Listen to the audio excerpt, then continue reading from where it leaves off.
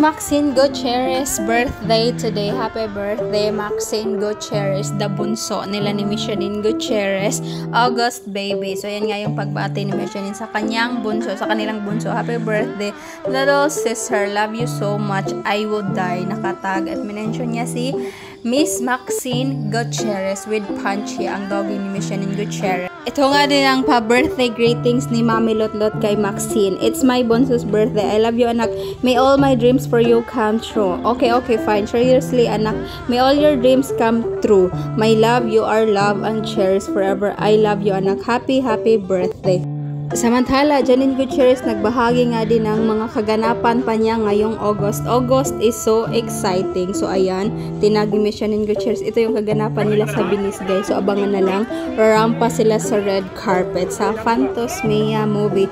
Samantala, Lavender Fields kaganapan kagabi, guys, sa birthday celebration ni Miss Hazel na may pa-food si Inay Maricel Soriano and yung isang director ng Lavender Fields. So ayan nga yung kaganapan nila.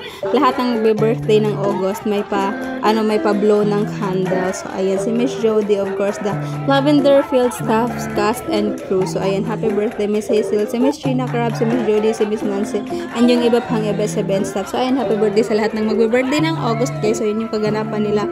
So ayun lang, guys. If you guys like, share, comment, and subscribe, blah blah. So abangan na lang natin ang iba pang kaganapan ng Lavender Fields family ngayong August, kasi ngayong August nga din magaganap ang media conference ng Lavender Fields. Abangan, plus yung iba pang interview ni Miss Jody, ni Mr. Jericho, and ni Miss Janine Gutierrez. So ayun lang, guys, ingat, love, abangan na lang ang iba pang kaganapan ng Lavender Fields family.